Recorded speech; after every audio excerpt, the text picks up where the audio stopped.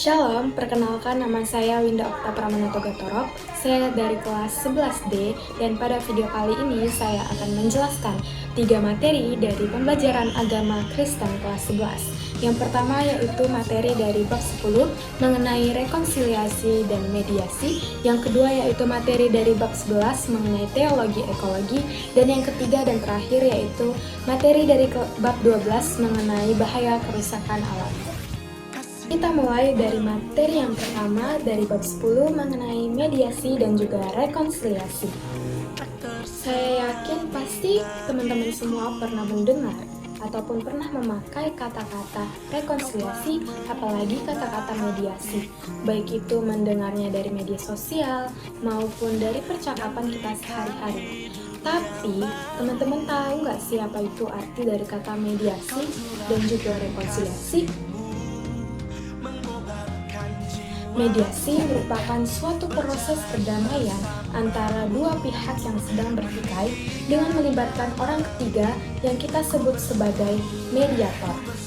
Nah, si mediator ini bertugas untuk mendamaikan kedua pihak yang berkonflik ini dengan cara mempertemukan kedua pihak tersebut untuk sama-sama berunding dan mencari jalan damai.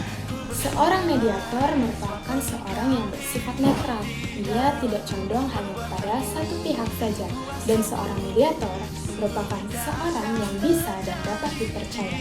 Untuk memahami lebih lanjut lagi, mari kita simak mengenai satu contoh kasus yang sering kita temui di kehidupan kita sehari-hari. Bayangkan kamu memiliki dua orang teman, yang pertama si A dan yang kedua si B. Kedua teman kamu ini mengalami konflik saat mereka sedang memperdebatkan mengenai dress code apa yang harus mereka pakai di acara pensi sekolah nanti.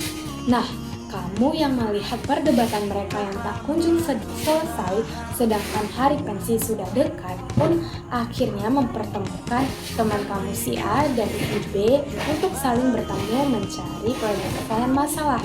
Kamu membiarkan si A yang tadi berkata bahwa ayo kita memakai dress code ini saja, itu tahu. Dan si B yang kebetulan merupakan seorang laki-laki akhirnya pun menentang keras permintaan si A dan dia bilang, pink jelek, mending kita pakai dulu saja. Nah, mereka pun akhirnya mengungkapkan alasan kenapa mereka memiliki pendapat seperti itu.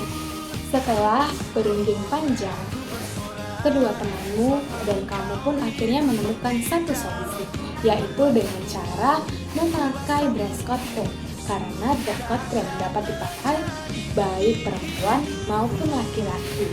Nah, akhirnya satu jalan damai pun ditemukan oleh kedua temanmu.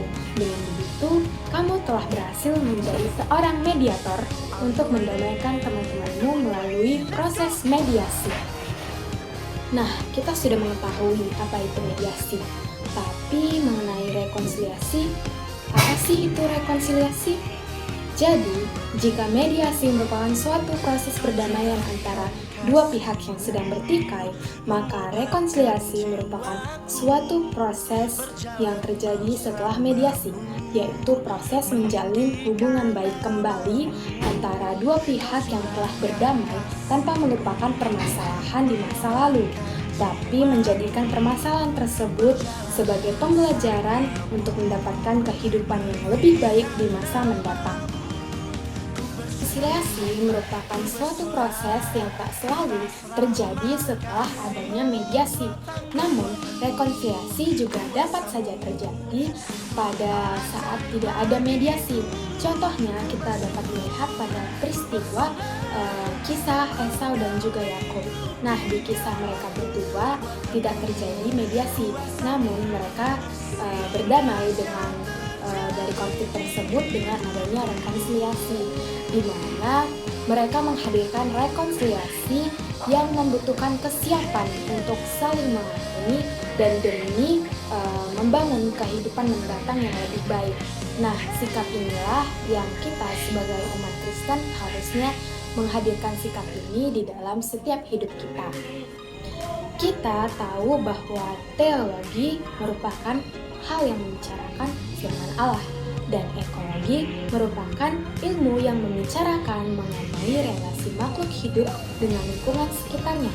Maka, jika teologi ditambah dengan ekologi sama dengan hal yang berbicara tentang relasi yang kuat antara makhluk hidup dengan Allah Sang Penciptanya. Manusia sering merusak bumi dengan egois tanpa mempedulikan lingkungan sekitarnya. Bumi menjadi semakin rusak dan tak bisa lagi memberikan hasil yang baik bagi penghuninya. Manusia yang dengan egois merusak bumi tidak sadar bahwa mereka juga merusak diri mereka sendiri. Dengan mereka merusak bumi, mereka juga merugikan banyak hal. Mereka merugikan manusia itu sendiri, dan bahkan mereka merugikan makhluk yang tak berdosa, maupun itu tumbuhan dan juga hewan sekalipun. Tuhan memang memberikan bumi dengan segala keindahannya kepada kita secara cuma-cuma, tapi terkadang kita lupa akan hal ini, di mana Tuhan juga memberikan mandat kepada manusia untuk dapat merawat dan menjaga bumi dengan baik. Dalam kaitan perjanjian Allah dengan Nuh di kitab Kejadian yang pasal yang ke-9, Norman Geisler menekankan bahwa perlu ada respon manusia untuk turut serta menjaga dan memelihara alam ini sebagai wujud bertanggung jawab atas perjanjian tersebut. Manusia memiliki tugas untuk melakukan proses penata layanan atau stewardship sebagai mandat dari Allah. Teologi ekologi dimaksudkan agar manusia benar-benar memahami panggilannya untuk bersikap positif kepada lingkungan sekitarnya, membangun relasi yang baik dengan seluruh ciptaannya, sehingga dapat menjaga kelestarian bumi sebagaimana Allah telah menjanjikannya kepada manusia dan juga seluruh ciptaannya. Pernahkah kalian berpikir bahwa satu tindakan kecil saja, seperti membuang bungkus permen ke selokan ataupun ke tempat lainnya secara sembarangan, dapat menimbulkan bahaya besar yang kita tak inginkan? Semakin hari bertambah, semakin buruk pula lah kondisi dunia yang kita tinggali saat ini. Bencana alam terjadi di mana-mana, tsunami, banjir, longsor, dan bahkan masih banyak lagi. Semua ini terjadi karena ulah tangan kecil manusia yang tak bertanggung jawab.